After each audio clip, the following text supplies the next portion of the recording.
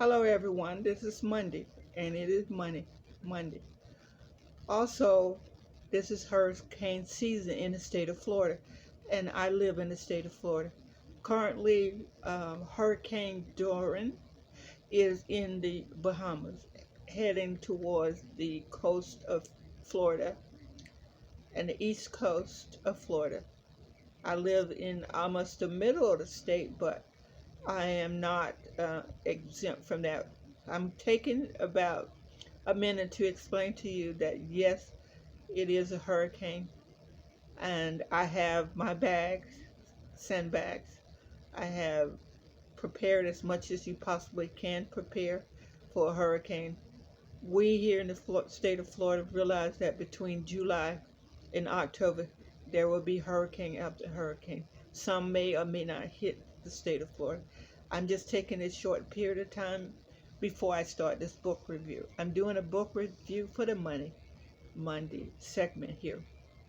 The book is The New Frugality and How to Consume Less, Save More, and Live Better. And this is a Chris Farrell book.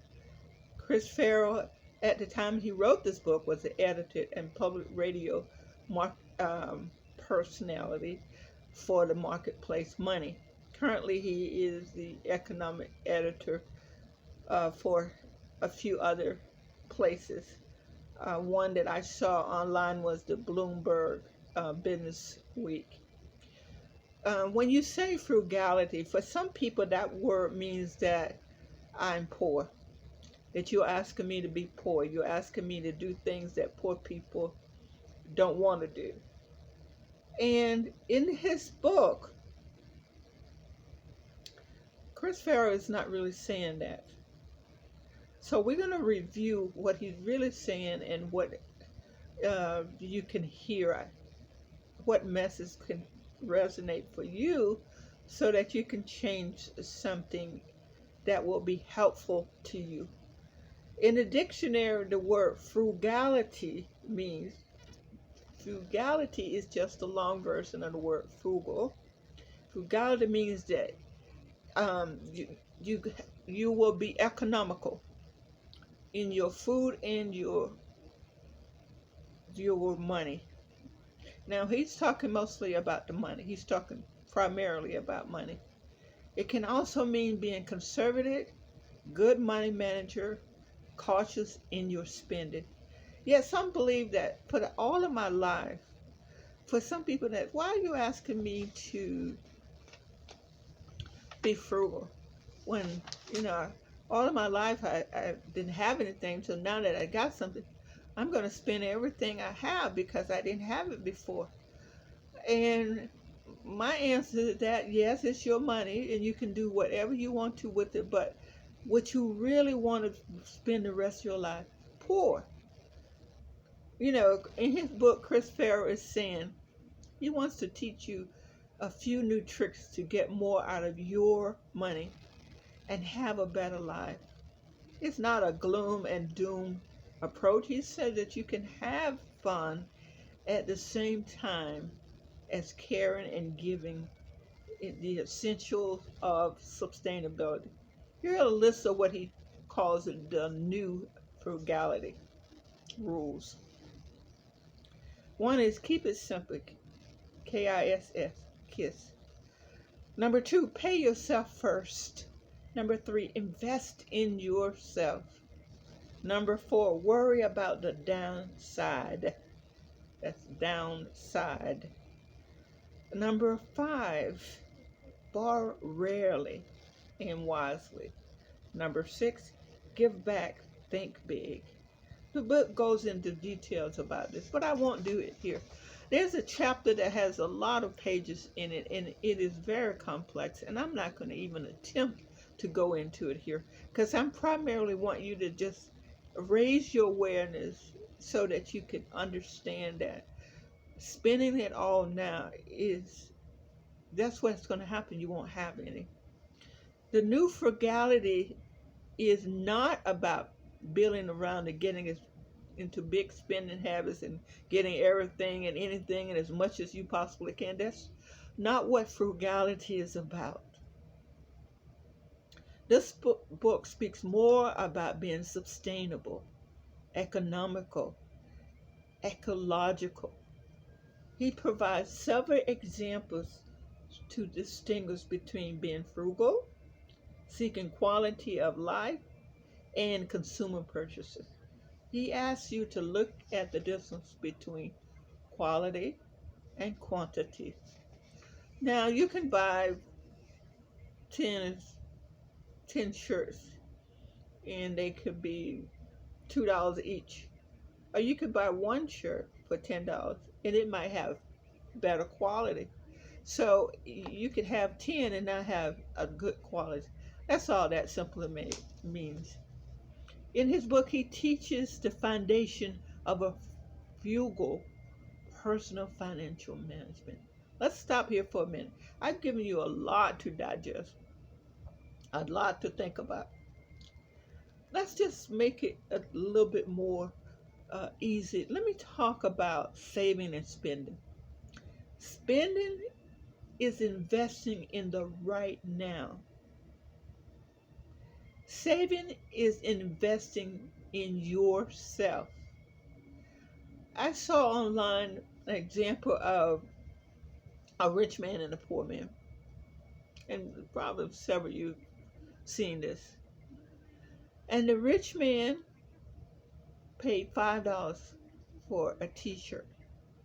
The poor man spent $50 for a t-shirt. Same t-shirt. And what do you think the rich man did with the $45 that he saved? You're right, he saved it. $45 that he was able to save. Now, again, this book can be complex because it's talking about economics, and a lot of people just really are not into that. So I've done my best to make it as simple as possible, yet give credit where credit is due and examples that might be helpful. For an example, let's look at this. A man is 40 years old. He makes $90,000 a year, and he's spending at a very rapid rate. By the time he retires, he has less than $20,000 in savings. Why? The why is because he's a spender. Now let's look at the other side of that coin, and that's the saver. The saver earns $40,000 a year. He's 40 years old too. The saver puts 25% of his income into saving. In other words, he pays himself first. He has a 401k and an IRA account and other savings plans. At retirement, he has over $500,000 in savings. Again, the book is telling us about ways to look at being frugal and still have financial freedom and still live a pleasant life. Let's look at some of the suggestions that Chris Farrell, the editor, economic editor, says. Some ways to be frugal. Let's look at this. Number one, sell things you don't need online or at yard sales, consignment shops, or any place else that you can sell items. Number two, downsize your home or rent. Now, if you downsize, if you have kids, 3 or 4 kids, and they've gone off, and now you got 2 or 3 bedrooms left, you could rent that out. Now, some people don't think that's a good thing, and they're probably right. And then, he also suggested that if you go to another country to rent your house out, I'm not sure I'd feel. This is Monday, so my cat is ever pleasant. So please realize that this is Monday, and she doesn't know any better. that she must be a part of this. Anyway, number 3 is move in with relatives or friends. You got to really love your relatives, love your friends to do that. But it is a good way to be frugal because everybody shares a cost and it's a lot less that you have to pay. Number 4 is one of my favorite. It is grow your own veggies. And number 5, buy items with cash, not with loans. Number 6, rule out cars. Now, I'm not sure about that because for me, a car is a convenience. I live in an area that it would be very inconvenient for me to not have a vehicle. And he also talks about cell phones and iPods for kids, or iPads for kids. And today, the average 4 or 5 year old has a cell phone. And it's not something that I would want to do, but you know, we're talking about frugality here. But a lot of kids, 4 or 5, by the time they're 7 or 10 years old, they've had like 3 or 4 phones, and usually an upgrade each time. Um, Number 7, use the computer that you have instead of buying a new one. And number 8, that Mr. Farrell suggests, try a lower cost TV. I just talked on one of my videos. I was for my birthday. I was going to purchase a TV because I had 4, and they were older TVs. So I got rid of the 2 of the bigger ones, and I got the smaller ones. I have a notebook, and I could use the monitor to attach to the TV, or I probably will donate it. I'm not sure at this point, but anyway, I bought a brand new TV, a Roku, ROKU, from a company called TCL, and I'm not getting paid for this at all. Um, I'm not getting paid for any reviews that I do, but anyway, I was shocked at how much was on that TV that's already built in and they were free. So, for I didn't. All I need is Wi-Fi to make sure it runs. I really didn't need Wi-Fi because I also have those converter box. It works with a converter box and it works with Wi-Fi. So I got a lot of bang for my bucks. And the TV was on sale, and it's 43 inch, a little bit much TV for me, but some people that's not big enough. So everybody to each his own. Bottom line. Now, another way is to turn down your thermostat. This is some frugal ideas. Turn your thermostat down. Right now, in this apartment here, and this is Florida, and this obviously is September, and it's hot in Florida. Come on now, please, don't do that. She was putting her nose on the phone because she can see me. She can actually see me, and so to have my phone excuse me, folks, to have my air conditioner set at 82 is saying a lot. But it works for me. It's 82 right now. When I get ready to go to bed, I'll drop it down to 80 or 79, but usually it's 80.